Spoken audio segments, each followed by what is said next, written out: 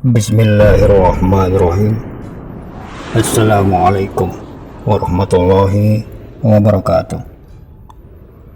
Selamat berjumpa kembali para sahabat dimanapun Anda berada, di seluruh penjuru Nusantara maupun di mancanegara. Berjumpa kembali dengan penyiar Anda Abu Salamat Thorik, memancar dari kota Makassar, Sulawesi Selatan, Indonesia, melalui channel kesayangan Anda, Khairil Anas TV. Dalam edisi kali ini, Khairil Anas TV akan kembali menyapa untuk berceloteh dengan topik berjudul Nasib buzzer Jokam di ujung tanduk. Tidak dapat bayaran, dipaksa terus menanduk. Selamat mendengarkan dan tetap merdeka. Sahabat Khairil Anas TV, tidak dapat dipungkiri gelombang hijrah yang terjadi di kalangan Islam Jamaah atau warga LDII yang terjadi dalam 3 tahun terakhir ini adalah sebuah fenomena luar biasa yang menampar keras para pembesar keamiran Islam Jamaah LDII. Meskipun keamiran Jokam Islam Jamaah didampingi para pengurus Lembaga Dakwah Islam Indonesia atau LDII yang menaunginya berusaha terlihat baik-baik saja, namun kegelisahan yang ada dalam hati mereka tidak dapat disembunyikan. Perkembangan kelompok Islam Jamaah yang bercikal bakal dari madrasah kecil bernama Darul Hadis yang didirikan oleh Haji Nur Hasan Ubaidah Lubis di tahun 1951 yang berpusat di Buringan, Kediri, Jawa Timur ini, keberlangsungannya sedang berada di ujung tanduk. Gelombang hijrah yang sedemikian besar berpengaruh pada jumlah pemasukan aliran dana yang masuk ke kas keamiran melalui sebuah pungutan yang bernama persenan atau persepuluhan.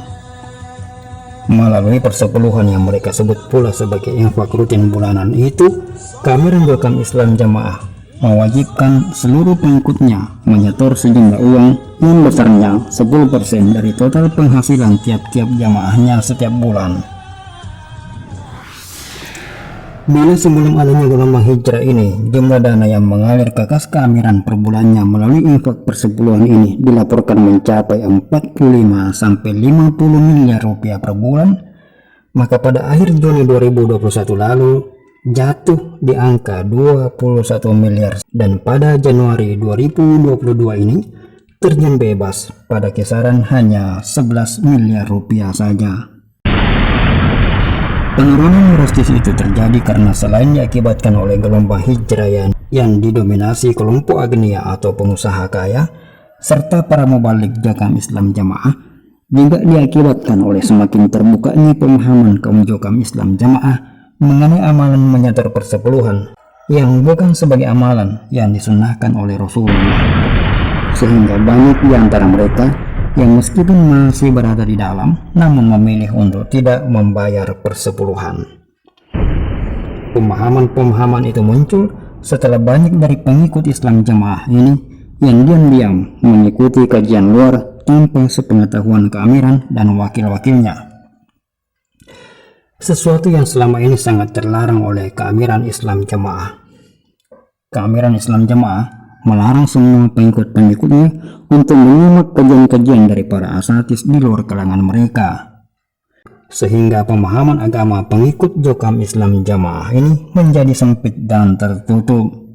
Hal itulah yang selama ini memudahkan keamiran Jokam leluasa menyuntikkan doktrin-doktrin pemahaman yang bertentangan dengan pemahaman kaum muslimin, termasuk pemahaman mengenai 4%-an yang seakan hukumnya wajib dibayarkan setiap bulan dengan menggunakan dalil-dalil infak dan zakat.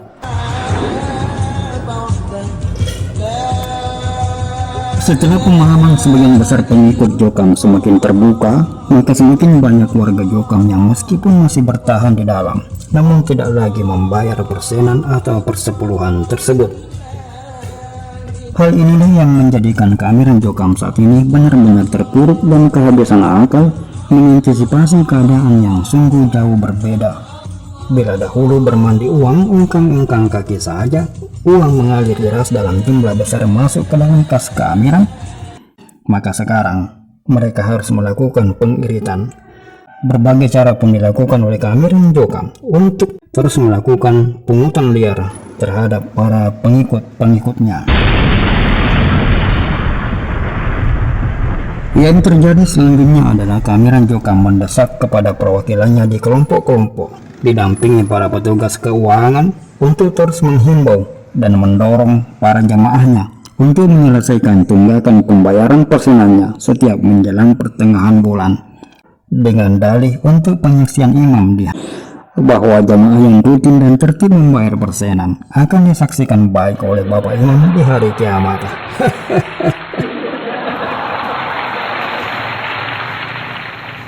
Dan menjadi penentu masuk surganya seseorang jamaah. Yang kemudian ditambahkan dengan dalil in tansurullah yansurkum, jika kamu menolong Allah maka Allah akan menolong kalian. Sungguh kezaliman yang luar biasa mereka menzalimi Allah dengan memelintir firman-Nya untuk digunakan menzalimi manusia, mengatasnamakan Allah untuk memperdaya manusia. Nauzubillahi min dzalik. Kezaliman-kezaliman yang mereka lakukan itu tentunya akan dimintakan pertanggungjawaban di sisi Allah kelak. Pertanggungjawaban bukan terhadap seorang dua orang saja, tetapi ada jutaan orang yang terperdaya yang tentu akan menuntut pertanggungjawaban. Kini, selain dipusingkan dengan gelombang hijrah yang terus berlangsung setiap hari, keamiran Jokam juga kewalahan menghadapi terjadinya kisruh dan ancaman perebutan aset di lingkungan keamiran.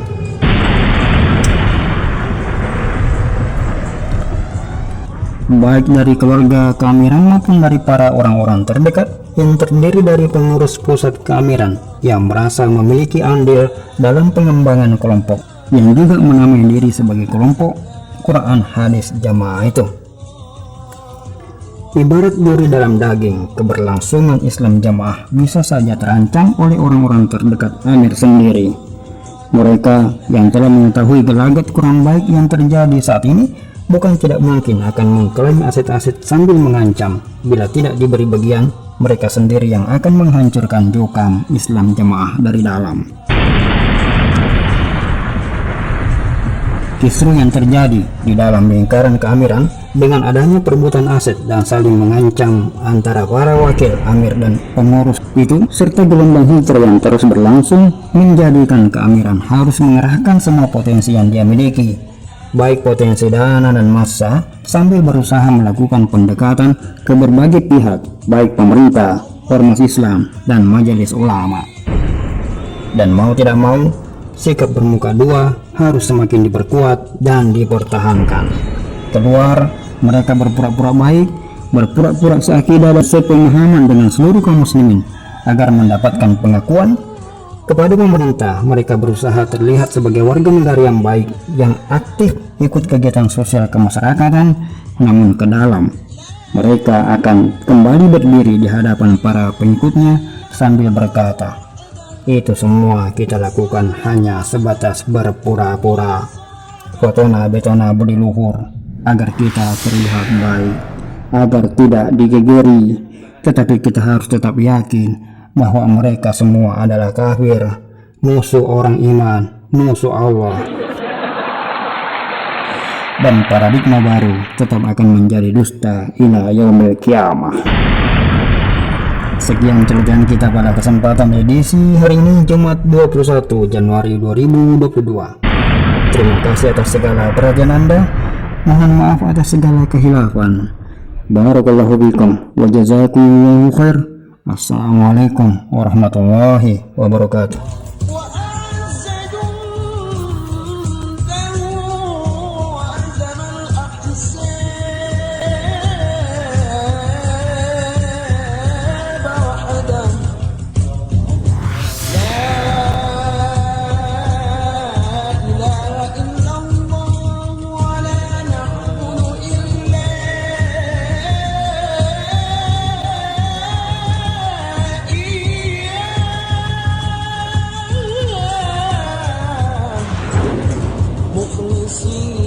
له الدين ولو كره الكافرون.